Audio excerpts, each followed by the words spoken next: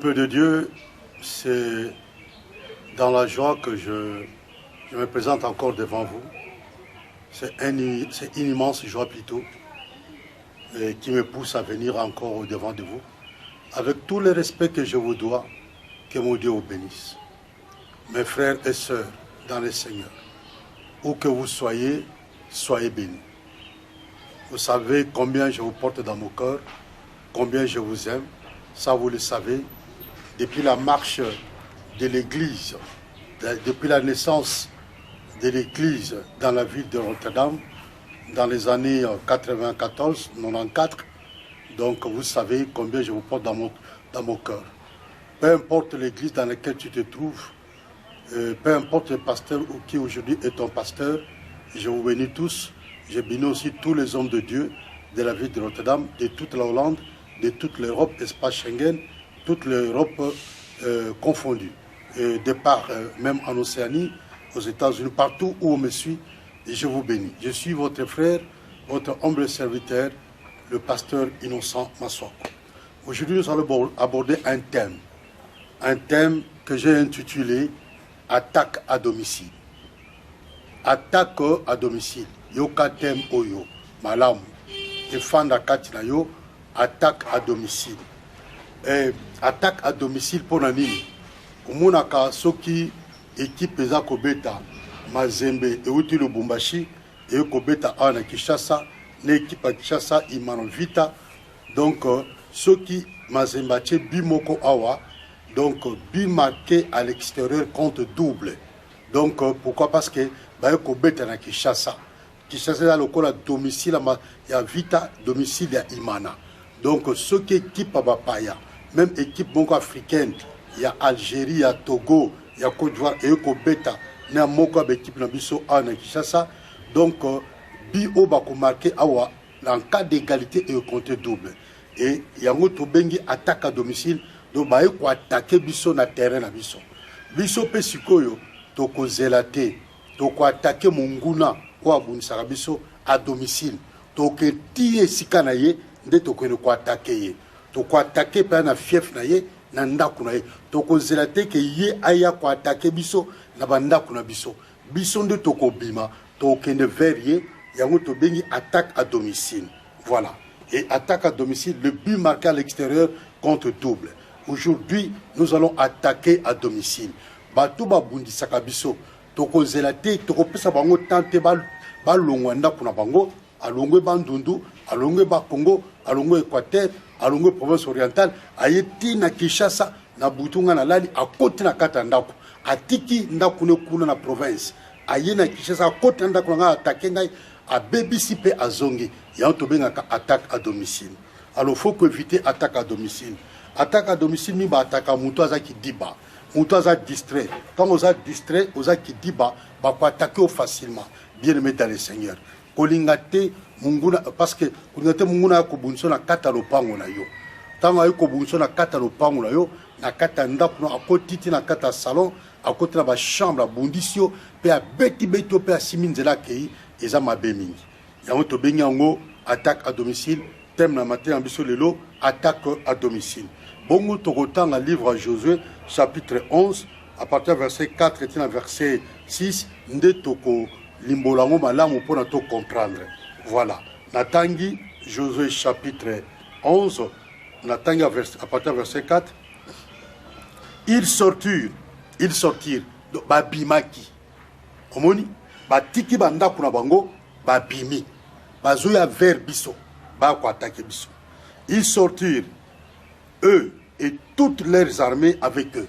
Babimi pambate, babimi bango, Batu, na barmé na bango. Ponani, Babi, ils sortaient eux et toutes les armées avec eux, formant un peuple innombrable. Donc, Bazalaki est tout le coup à Batu. Babimi. Donc, on appelle combat spirituel. Le combat spirituel, bien aimé, toujours vivre en haut. Babimi, Bazalaki est tout le coup à Batu. Un peuple innombrable. C'est-à-dire, peuple au côté. Un peuple innombrable comme le sable qui est sur le bord de la mer. Bazaki, tout le quoi, tout le quoi là, ma belle evandaka, na bord de la mer. sable ezalaka pembeni ya océan. Donc moi compte bango ezate. Et ayant des chevaux et des chars en très grande quantité, babima ki ko attaquer biso na ba chevaux na bango ba punda na ba char ozoka. On les a bibundeli. Bibundeli ya bitumba. Ba chevaux na ba char. Babima ki tout quoi ba. Ils sortirent. Batiki banda kuna bango, ba boy bitumba le kana banda kuna bango. Ba sepel bitumba ele ka bipai na biso to salaka. Na ba bureau to salaka, na wenzo salaka. Ya onzo mona bitumbezo lando tina wenze. Bitumbezo lando tina zando. Bitumbezo lando tina ville. Bitumbezo lando tina bureau. Bitumbezo lando tina hôpital. Bitumbezo lando basiba tiona boloko. Mais bazo continue ko lando tina kata boloko pour ba détruire. Oh bien-aimés, ils sortirent eux et toutes leurs armées avec eux, formant un peuple innombrable, comme le sable qui est sur le bord de la mer, et ayant des chevaux et des chars en très grande quantité. Donc, Punda, Nabachar, Bazaki, et tout le coup, qui peut ébélé, quantité peut ébélé. Donc, tant que tu as bien, Bobaza, on s'allie ce qui n'a pas été. On s'allie parti, tu n'as pas. Bah, il y a plein de choses. Alors, il ne faut pas qu'on soit distrait. Et en très grande quantité. Verset 5. Tous ces rois fixèrent un lieu de réunion. Ozoka. Ba bime tout le quoi batou. Et ba yokani. Ba fandi ba yokani. Et ba fixer ni. Tous ces rois fixèrent un lieu de réunion. Ba fixer lieu de réunion. Ba fixer abi tokokuta nanda kwa mutotel. La moka. Tokokuta nanda kwa mutotel. Ils fixèrent un lieu. Tokokuta na zamba. Et si kate na zamba na source ya rivière tokokuta na wana tokokuta na katikati ya zamba mais tant tokobima mutra muta bima na ndenge na ye mais tobi ke tokokuta na kuna puso tobi biso tunzela moko ba ko comprendre mutra mutu abima na nzela na ye mais ba fixer lieu omuna kata zamba ne si kate passe nzeta mbili ezali voilà tokokuta na wana place pa yote les akana kata zamba voilà tokokuta na omuni bandoki bazana bisika oyo bango ba fixaka o ba yokana ka po ba kutana po ba sala ba réunion po na koya ko bundisa biso koza distraité bien aimé ozo ba fixer lieu ba fixer sika ils fixèrent un lieu babi tous ces rois verset 5 tous ces rois fixèrent un lieu de réunion lieu yanine ya réunion contre yo. Réunion pour ko baby sa vie na yo. Réunion pour ko baby sa lobi na yo. Ils fixèrent un lieu. Oh yeah. Tous ces rois fixèrent un lieu de réunion. Ba roi nyonso ou ba ndoki. Ya solo kabata coutume. Ba magicien, ba occultiste. Ba jor. Ba fixer lieu de réunion. Réunion au bazo sala contre yo. Réunion au isa bazo sa te pour yo au avancer. Te basa réunion te pour makamwe bonga basa réunion pour makamwe bana ko beba yango munaka semaine bana qui bien lundi ozala qui bien mardi ozala qui bien mercredi ozala qui bien jeudi le ko les jeudi choc na Kinshasa makamwe bani ko ban ko beba na jeudi na yebaka tena nango apesa kombo ya jeudi choc donc jeudi makamwe bani ko beba yo remarqué kakake Makamwe banda qui kobeba un certain jeudi. Pourquoi? Parce que ces gens se sont fixés un lieu de réunion. Ba fixé qui esika oba kokutana ba sala réunion ya ko boma yo, ya ko boma libala na yo, ya ko bebi sa santé na yo, ya ko bebi sa lobi na yo, ba sala réunion. Omonu fino ndengeza parce que réunion salamaki. Omonu fino ndezo ke ko beba parce que réunion moko e salamaka na sanzete na kati bani. Na sei bani réunion moko salamaka na ndako moko boy réunion salamaka contre yo mais na sepel parce que bible lobi quand tu sors je te vois nzamba lobi tango bimaka na monaka yo quand tu sors je te vois quand tu entres je te vois tango kotaka na monaka yo tango bimaka na monaka tango kotaka na monaka quand tu sors je te vois quand tu entres je te vois quand tu t'assieds je te vois tango fanda kapé na monaka yo ngai nzambe na monaka yo Dieu voit tout.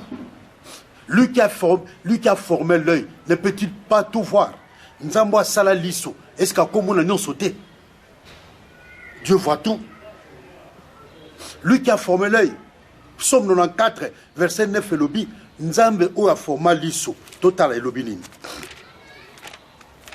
Psaume 94. Nzambe ou a forma liso. Est-ce qu'à communauté? Nzambe ou a forma liso na yo. Psaume 94, verset 9. Celui qui a planté l'oreille n'entendra-t-il pas? Moutou n'entendrait-il pas? Moutou ou a tchalito inanzoto na biso. Est-ce qu'à koyoka te? A koyoka. Soku ou adressé prière par Nzambe. Nzambe a koyoka. Parce que yem ta sala litoi. Nzambe a sala litoi. Biolobi, celui qui a planté l'oreille n'entendrait-il pas? Et ça question bazotuna. Moutou a tchalito inanzoto na yo na moutou na yo. Est-ce qu'à koyoka te sobelelié? A koyoka yo. Celui qui a formé l'œil ne verrait-il pas? Moutoua sala liso. Est-ce qu'à komona te? Moutoua sala liso a komona. Moutoua sala lito ipe a koyoka. Papa, maman. Moutoua sala liso a zomona. Ou sala lito a zoyoka. Ça dit que ata ba sali ba réunion. Ba fixer lieu ya réunion. Et si ka ba kokutana. Et si ka ba ndoka famille ya papa ya maman ba kokutana. Zamba mona kabango. Le lot tozo que le kopanza bisika tout ya réunion biso to conservaté to lotindo to na butu to na moyo la mo pongo lotindo to ou surtout na ba 6h du matin 5h du matin 7h du matin ba tutu ba lamuki ba pongi oyi ba kabiso na ezaka bango de ba tinda kango el moko o muna o lotindo to mutu muka mu kuse azana forete muindo forme zate oki chair de poule oki oppression nzoto alors lelo bisika oba sala ka ba réunion tozo que nous attaquer bango à domicile. C'est l'attaque à domicile qui est ordonnée aujourd'hui. To lancer opération attaque à domicile. Ok, comme opération attaque à domicile. Tozo ko attaquer bango na banda kuna bango. Tozo ko attaquer na bango na ba chambre na bango. Na ba douche na monta basuka. Tozo ko attaquer bango. Ba ke ko sukola. Ba la tabilamba ba zo ke bongama po ba ko attaquer biso. Yango biso to ko zela bango ba ko attaquer biso te. Biso to ko kende vers bango. Loko ba luki biso bitumba. Nous allons partir vers eux. Nous allons partir chez eux dans leurs maisons respectives. Toko attaquer bango na bandako na bango, toko attaquer bango na bisika na bango misala, toko bébé sapé misala bango, parce que Bible lobby à la mort ceux qui sont pour la mort, au pillage ceux qui sont pour le pillage. Ba oba mesala ko piller yo, les toko piller bango à domicile chez eux. Bible lobby. Bible lobby, Psaume 94 verset 9, celui qui a planté l'oreille n'entendrait-il pas? Celui qui a formé l'œil ne verrait-il pas?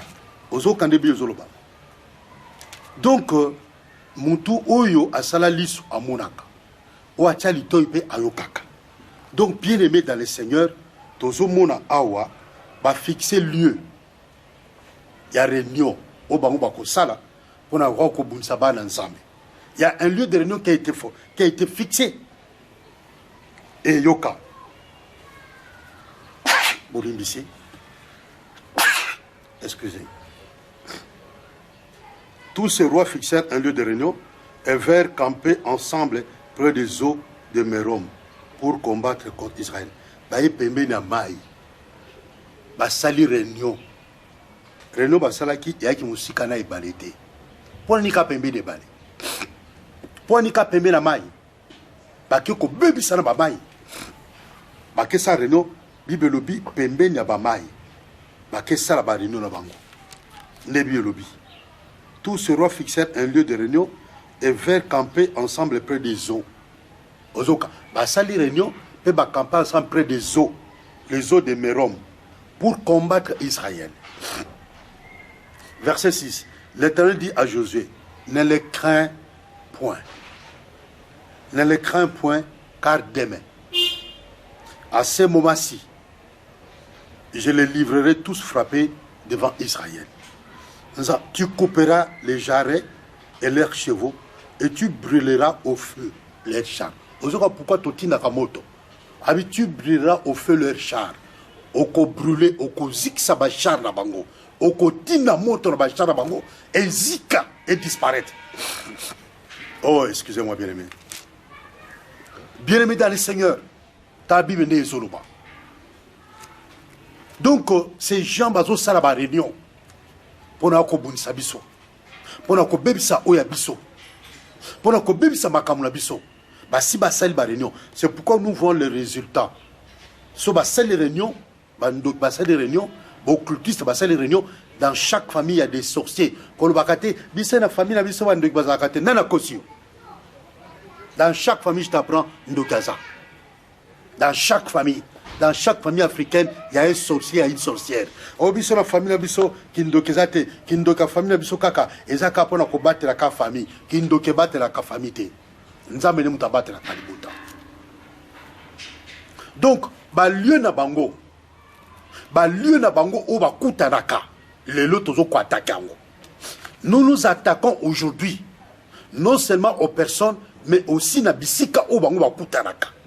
Bisiko bango bakutanaka. Tozo panza yango.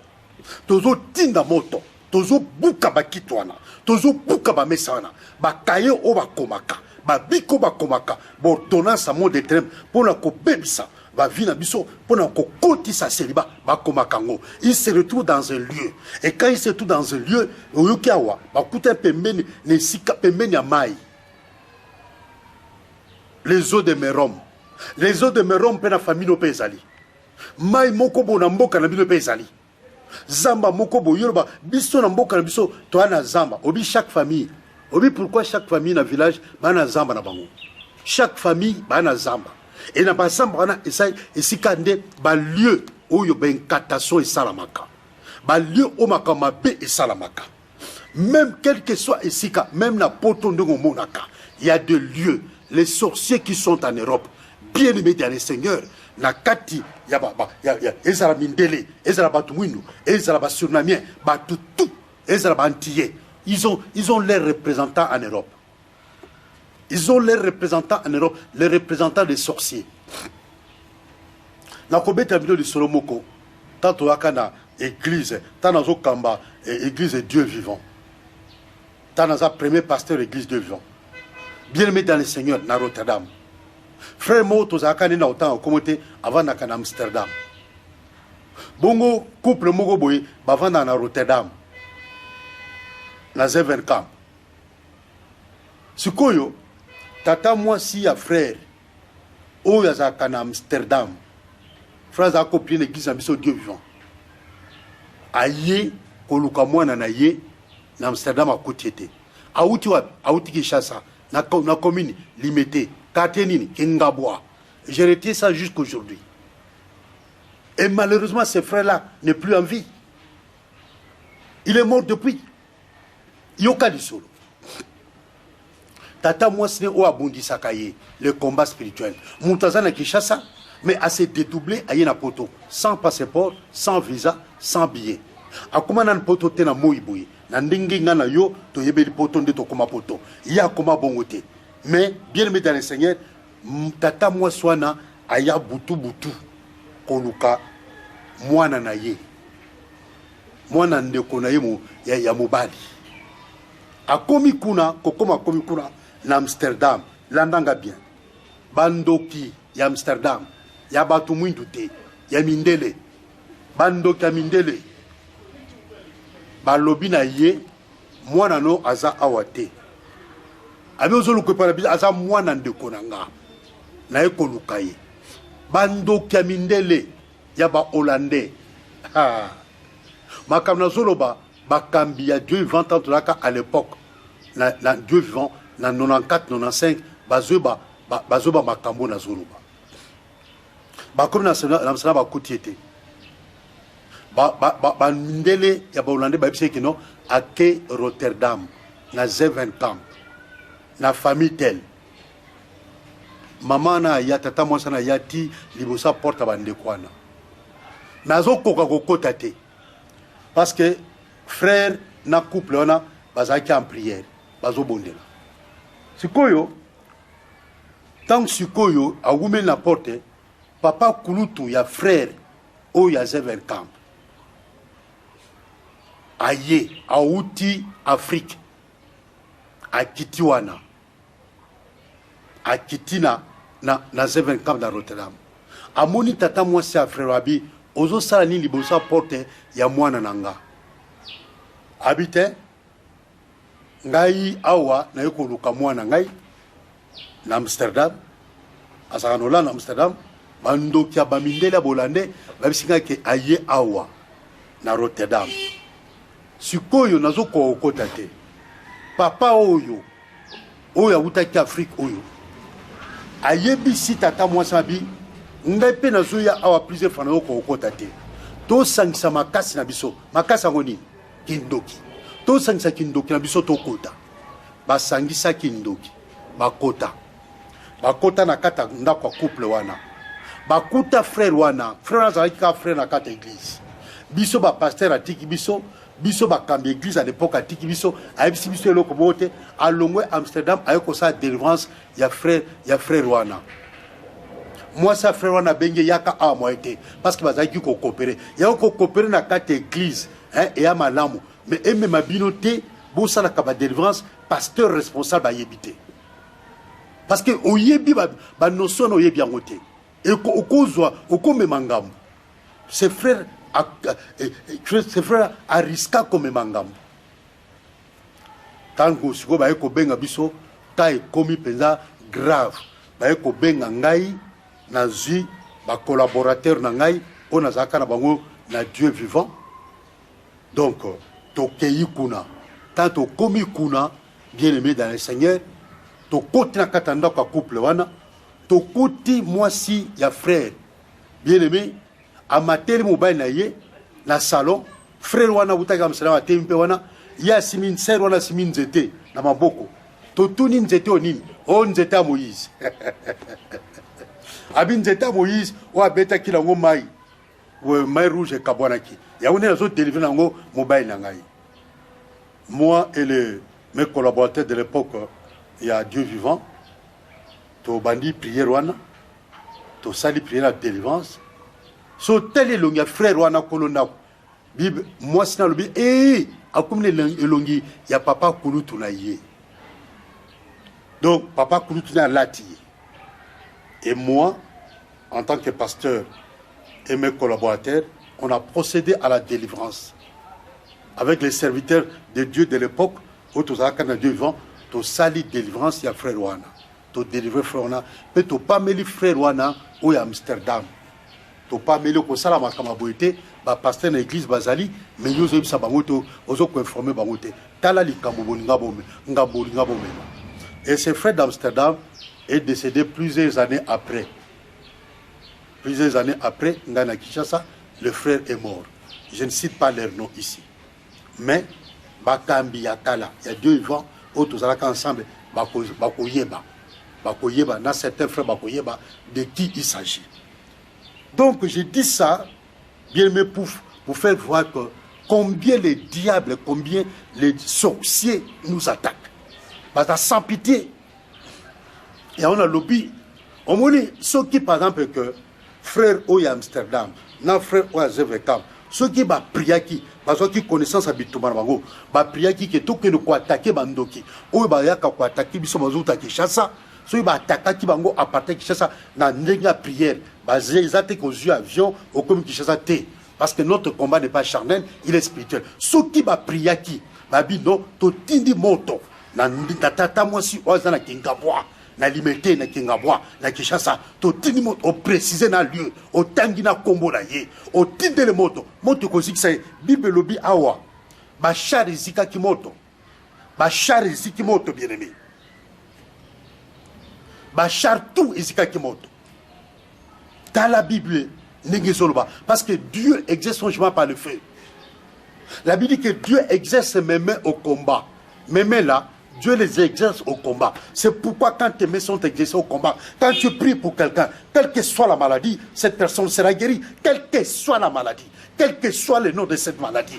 Je sais de quoi je parle, moi. Je sais de quoi je parle. Et les frères et sœurs qui me suivent en Europe savent de quoi je parle. Ils savent de quoi je parle. Ils m'ont appelé. Ils savent quel était leur combat? Bitumani bazaki nango na 4 butu pe ba bengai na prier nzambe pas silisi bitumbana eza innocente mutasisa bitumba mais nzamba sisa bitumbana na nzela ya serviteur na ye instrument ne oezalinga innocent. J'ai prié pour ce foyer là, pour ce couple là, et Dieu a fait cesser le combat. Il faut que le combat dans ta vie cesse. Il faut que le combat cesse dans ta vie. Il faut tomber si là. Pourquoi cette souffrance est-elle continuelle? Pourquoi ton combat est-il continuel? Pourquoi bitumano est si la kate? Pourquoi bitumano est ça qu'on la boue bien même? Sois conscience bitumano ça qu'on la parce que yozo c'est la banguba ya ko attaquer yo. On va dire nanda au prier, au mona kate. Attends que tam soupe au prier pe madame. Je dis pas tous les jours. Je dis pas que ça nous arrive tous les jours. Au mona kate que au prier pe bien jourwana. Aux appels à gêne pour prier. Mon monde peut attaquer pe ba bondition. C'est pourquoi Dieu m'a révélé. Ça, c'est une révélation de la part de Dieu. Dieu m'a révélé, innocent, montre aux enfants de Dieu que vous devez attaquer l'ennemi chez lui. N'attendez pas que l'ennemi arrive chez vous. Attaquez l'ennemi chez lui. Ndena zo babu bana ko tinda moto ndego ozolanda matea oyo bana pe ko tinda moto ozolanda matea ozotinda pe moto ozolanda matea otinda pe moto otinda moto at epai na ndako mutwana soki azana kishasa awa soki azana na matadi soki azana bomba soki azana mbanzangugu soki azana kikwiti na idiofa na bulungu na lubumbashi na kolezi soki azana kipushi soki azana isiro soki azana bunya soki azana kisangani soki azana mandaka soki azana boende tindela ye moto bien aimé soki azana mbujimai bien aimé tindela ye moto soki azana kananga tinda moto oyoka donc kobanga ite la Bible lobi yoka Bible zobani Jérémie 1:17 faut comprendre que kobanga ite tindele moto à domicile kene ko attaquer na ndako na ye ko permettre ete abimate ndako na ye encercler ngona moto ndako muto abundisaka yo encercler ngona moto tinda moto moto ezikisa ndako na ye ezikisa ba instrument tout oya utilisaka ezikisa mituka oya abimaka ngona butu ba transport tout a utilisaka na butu oya abimaka na butu ezika ba avion oya utilisaka na butu ezika ba train oya tambolaka na butu pona kwa ko bundisaka yo azaka na besoin visaté ana besoin passeporté ana besoin billetté ale kakape na aéroport ye azana aéroport na ye ba aéroport na bango lelo eza ba lieu na bango tozo ko bebisango ba aéroport na bango ba aérogare na bango bisika bazwaka ba bus na bango toza ko bebisango bisuka bazwaka ba moyen de transport pona ko dépousser déplacer ba ya bisika biso tozalaka tozo tina moto tozo attaque à domicile pe biloko tout ba utilisaka lokola instrument ya communication ba téléphone ya mode de téléphone ezalaka. Je me rappelle à Rotterdam avoir délivré une famille comme ça, un enfant qui m'a dit pasteur bino bozana ba téléphone à moi ozana 10 chiffres mais biso ba ndoki téléphone biso ezana 9 chiffres abi pasteur omoni maman ça ba programme ya aucun d'Afrique mais ici mbakate pourquoi parce que permet la télévision maman na cha télévision na ngai na cha vidéo na ngai atana za na classe et enregistraka o nyonso mama sala ka lokola projet nyonso mama sala ka lokola projet nga na enregistraka ngo pe soki nga na ye na wuti classe na ye na fina ka bouton ya magnéto na ngai bambala moko ya caméscope na ngai ya télévision na ngai et bandi kopesa ngai ba information au tout moment lobaki du début jusqu'à la fin kazo sala conteneur akena ngo Afrique akena ngo Kinshasa akena koteka combien de fois mama sala ba programme et simbati ngam na bebisaka ngo abi pasteur zomona porte wana na fungula kango na numéro tel. Abi pasteur, l'enfant qui me dit ça, il a à peine 10-12 ans, entre 10 et 12 ans, un garçon. Nous étions partis à l'époque avec plusieurs de mes collaborateurs, notamment le regretté d'heureuse mémoire, mon frère Onclino, Antonio Baïsadi Landongala, que j'aimais beaucoup, que son âme repose en paix. Nous étions partis avec lui dans sa voiture. Bien-aimé, moi, Nawana, 10-12 ans, à Loba, Tala Mouto, appelle ça, à Bébissa, appelle ça à Kindoki, et ça m'a kangwa Mama Oyo. Et ça m'a kangwa Mama Oyo. Il aime qu'à Bébissa. Tu imagines? Ma kangwa Mama, aligné Mama, nous avons gâté grand chor. Mais au moins, on est moi, Weston, George. Allah tu peux bien, Jimmy Weston. Allah tu peux là-bas bien, ma costume bien. Ma boîte carré ma mission moutili. Mais grand chor. Non seulement ligi mwana, maman ya mwana na, mais a bébisi mwana wana. Et azu ba cadeau, azu pesa mwana, ba cadeau ne so pesa mwana ya couleur rouge. Ozo la tsamakila. Ozo la tsamakila. Donc sacrifice. Maman na bangi, aïe passer, kene na biloko toi pesa mwana cadeau, ba vélo, ba voiture, oya ba jouer, kene nango. J'ai pris ça. J'ai brûlé ça chez moi à la maison. Donc, bien aimé dans le Seigneur, nous allons brûler tous les instruments. Les instruments, tout. Il y a communication, il y a transport, il y a kozika. Parce que c'est Dieu qui m'a donné ces messages. Bien aimé, je vous dis, aujourd'hui, nous allons tokotina moto na bisika tuana, lieu de réunion na bango.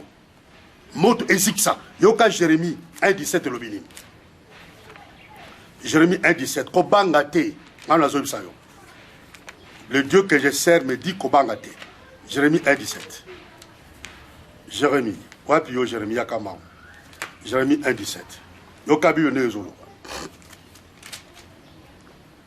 Et toi, Saint-Terrain, lève-toi. Ozoka.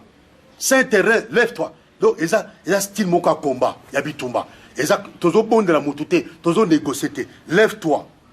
Et dis-leur. Payez ça, mango. Et dis-leur tout ce que je t'ordonnerai. Alléluia.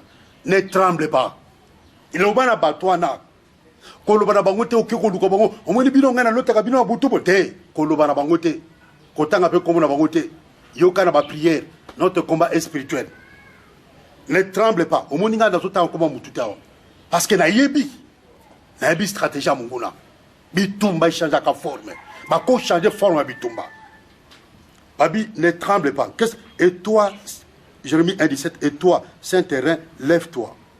Et dis-leur tout ce que je t'ordonnerai, de peur que je ne te fasse trembler devant eux. Ozoka. Ne tremble pas en leur présence. Pour trembler, t'es la présence na bango. Pour lenga, t'es la présence na bango. Yo lenga kani. Ni le lenga sakayo. Nzamba lobia.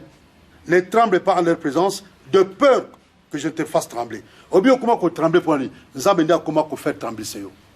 Pourquoi? Parce que au tremblaka, au banga kabatouana, au banga la bangouni, au banga la bangouni. Nous avons dit ne tremble pas en leur présence. Au trembler, tu es la présence la bango. Ce qu'on tremble dans le lobby, il te fera trembler. Ne tremble pas. Et ndokaeba ke motutel azo trembler. Ovindoki, aeba ke motutel azo banganga. Azo trembler. Il a cause au bangaye, à colia facilement. Qu'on y a l'accendité qu'aux bangaye, qu'au banga pété. Aux banga pourquoi? Parce que celui qui est en toi est plus grand que celui qui est dans ce monde. Si je vis, c'est plus moi qui vis. Mais c'est Christ qui vit en moi. Et qu'est-ce que je vais trembler? Bible lobi kobanga kutu, kobanga te ou aboma kaka nzoto. Mais ça incapable koboma âme na yo.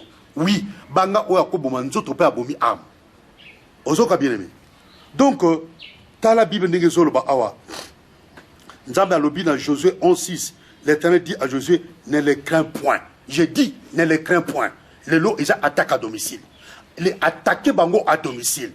Alors, Totangi Potosuksa, dans Lévitique 26,30. Lévitique 26,30. Mukanda, o Moïse Akomaka. Lévitique 26,30. Qu'est-ce que la Bible dit? Je détruirai vos hauts lieux. Je détruirai vos hauts lieux. J'abattrai vos statues. Consacrés au soleil. Ozoka. Naba lieu na bango, ils ont des statues. Nabi siko ba kutanaka. Ba na ba statue oyo babondelaka soleil, babondelaka moi. Je détruirai vos hauts lieux. Vos hauts lieux, ça dit que bisika o bango ba kutanaka, o bando ba kutanaka. Ce sont des hauts lieux. Ceux qui prennent bon zambé za katroté, oko pousse en place à bongoté. Ceux qui ont la plénitude à Saint-Esprit, ceux qui n'ont pas de loté, bien me placent au cocoté. Et ceux qui sont à katroté, au koloba kamuna zolobate. Si Dieu ne marche pas avec toi, on peut dénoncer bango boité. Parce que Satan ne peut pas chasser Satan. Sinon son royaume est divisé. Donc quand je parle comme ça, bien aimé dans le Seigneur, c'est pour dévaster le royaume de Satan. C'est pour diviser le royaume de Satan. Yoka. Je détruirai vos hauts lieux, j'abattrai vos statues. Abi, nako détruire ba hauts lieux na bino boku taraka. biso pe lelo toko détruire ba au lieu na bango bisiko bakutalaka so eza na ngomba bamusu bapona ngomba na kata zamba na kata sobe bamusu bapona na pambela mai na susa mai bamusu bapona bisika moko na kata zamba le forêt équatoriale où il fait trop noir. Donc il dit je détruirai babini, nous allons détruire babini, nako bâtir te nako détruire ba au lieu. 1. Nako détruire ba au lieu. 2. J'abattrai vos statues.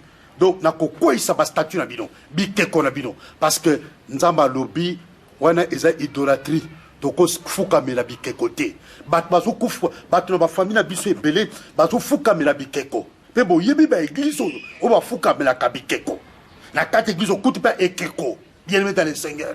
Mais tous les gens salmoko, tous les gens ndakomoko abomination. Ya ozomona malédiction, ezo kota kata ba fay na biso. Ya ozomona makamuzo tamote kata ba vi na biso. Pourquoi? Parce que batona bazo kuma mela bikeko. Comment muto yo alobaka, akelo ko kuma ekeko elobaka te. Est-ce que ozomona te kezali boma? Ozo sosolate.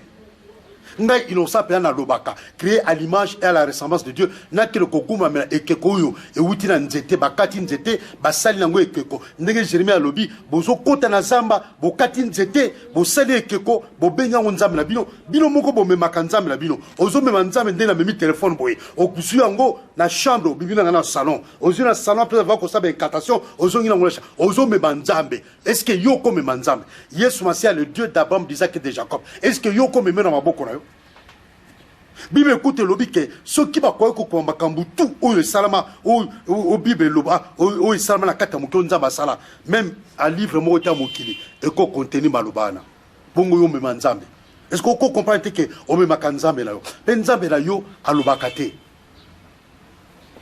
et dans chaque église bo yebi na kota compter dans chaque église au moins na ko église mo ba teke ko moko boy ba kenda kakuna bazo que le sonné ke ko wana et que ko elobaka te il y a moi na moi si où est le bakate est-ce que vous comprenez que ça liboma bon vandi quelle abomination au moins le peuple intellectuel batanga yango bi lobi je confondis la sagesse des sages je confondis l'intelligence des intelligents je les ai confondus nous avons confondu bango mutazo ke ko kuma et que ko uzana point il y a église bongo bo songo pakala obino bo yebi Moutou atanga bingi asisa ba université ya poto ya awa mais akekuna français pena munoko mais akekuna njoka te kekona eza sima oyo ya silu oya ba Congo sima eza na kati wana bazui ba tie couleur ba self ba dessiner fo ba bingi artiste moko boy a dessiner pe ba tozo ke ko guma melai non Jésus quelle abomination.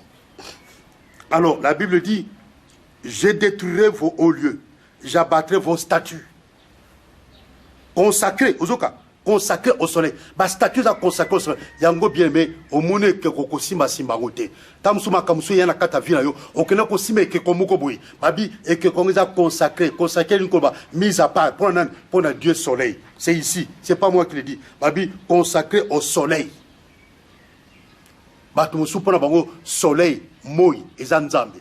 Sanza nzambe na bango étoile nzambe na bango ndenge Lévitique azoloba awa pona batu oyo abomination baponi moi et comme nzambe na bango pe bazo dédier bikeko ba lieu nyonso wana tozo ke ko détruire.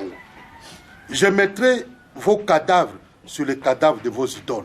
Nzamba bino ko boma bino pe na kozo ba cadavre na bino na ko tia likolo ba cadavre ya ba idole na bino obino bo adoraka.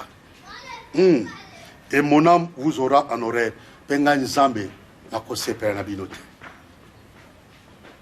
Donc, bien aimé, voilà. Bible lobby, dans Nombre 23, l'enchantement et la divination ne peuvent rien contre Israël.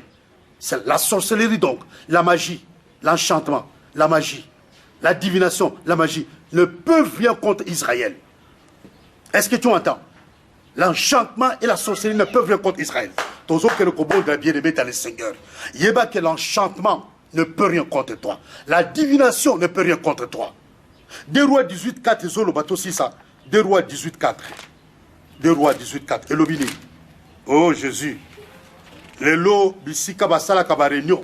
tozo détruire yango ezana kata zamba so eza kuna pe na mboka ya bayansi ya basakata ya bambala ya bamongo ya batetela lelo tozo détruire bisikana oh na mboka ya bangbandi ya bangbaka lelo tozo kita avec Dieu car avec Dieu nous faisons des espoirs il écrasera nos ennemis. 2 Rois 18:4. Qu'est-ce que 2 Rois 18:4 dit? Il fit disparaître le haut lieu. Hey. Ézéchias, roi, à faire disparaître le haut lieu. Nous aussi, nous allons faire disparaître tous les hauts lieux. Donc, on faire disparaître en haut.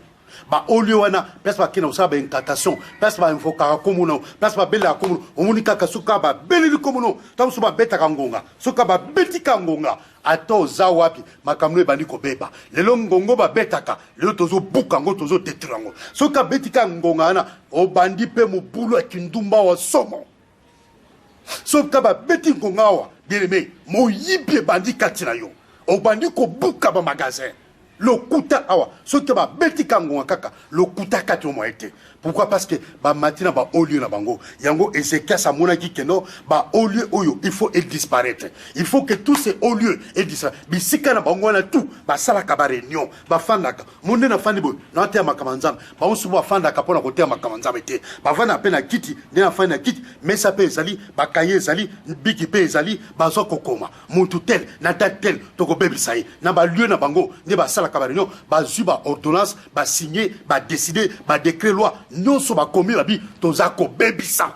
Oh, le lonza zo renverser bango bibe lobi, o nzamba zo renverser, mutako batira ngo so azate. Tozoko renverser ba au lieu na bango. Ezako kweya na kombo kitoka eswasia. Nzambe na ko renverser ba au lieu nyonso. Oh papa, ya mabota na biso, ba au lieu na bango, ba hôtel, tozo détruire ba hôtel, ya bal, ya sorcellerie, ya envoûtement, ya enchantement, toza ko détruire tous ces hôtels, toza ko kwesango, toza ko renversango. Na kombo kitoka eswasia. Bible lobi 4 na butu, zama renversaka ba autorité, a renversaka ba ntoki, a renversaka mututu sans information. Nzama za information mututu, ya mutu moko te pour na renverser batou baza ko bel sa vie na biso. Bible lobi langa bien-aimé, Ézéchias le roi, il a fait disparaître tous les hauts lieux. Bisouga pena qui a fait disparaître tous les hauts lieux. O esika basala ka incantation pour te vino et beba, pour te yo obalate, pour te yo obotate.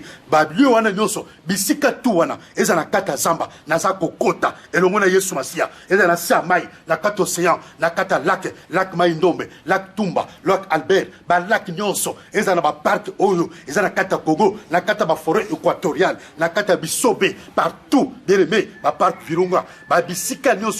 Ba lieu secret na bango, ya ba incantation, oh ya ba occultisme, ya ba rose quoi, ya maikari, na zako kota, elongo na essentiel, ko renverser yango, na ko renverser, ba au lieu na bango, bisika na bango, lelo isa attaque à domicile, ngana bino, bana ko bondra, elongo ensemble, toza ko kende, et bisika tout, ba attaque isa ko uta, ba attaque nous sa ko uta, ozo ko ya et pas na biso, biologie que toute arme forgée contre toi sera nulle et sans effet. Biologie, si l'on t'attaque, ça ne viendra pas de moi. Si l'on t'attaque, ça ne viendra pas de moi. Mais quiconque s'élira contre toi tombera sous ton pouvoir.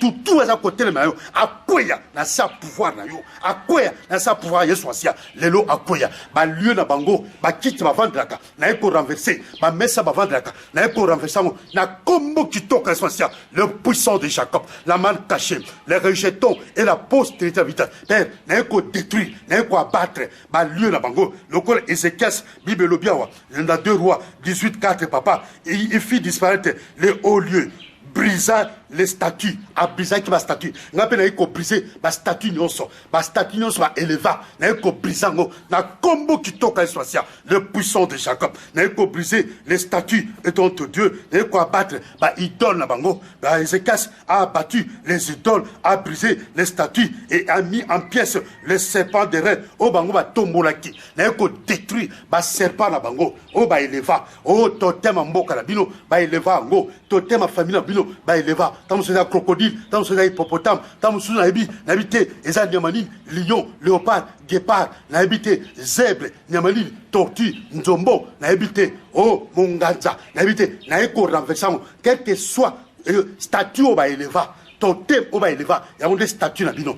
bien aimé na ko renverser ngo na kombo kitoko espacia obi ba statue ming to monaka eza kuna na Europe tozomona ba statue na kata statue tala Notre Dame au Paris esikaki bon mona ki ba image est-ce que esika ba bonde la kanzambe est-ce que ba image horrible kozala ba image ya ba ya batu na bilong bi batuko me bilong ya ba nyama na Notre Dame o utai kosika na Paris est-ce que bisika bazobela ensemble est-ce que bakoto ba statue bon ba yebi pourquoi ba tia ba statue wana ya monaka ba statue tout eza dédié au statut ya Léopold au statut ya Mututel ya homme politique tel boy bien aimé na sewana ezana ben katasson basala mais yo ko kende okangi photo ka place wana oyebi teni basala na boy to kanga photo place wana mais avant ka photo place wana avant yo bimandako bondela bien aimé bondela na ko renverser ba au lieu na bango bisika tout basala ka réunion ezana Rotterdam yo kangai bisika ba sala ka réunion na koti na détruire na battre na nanti ezana Bruxelles bisika tout o basala ka réunion bango na ko renverser ngo na Paris na Londres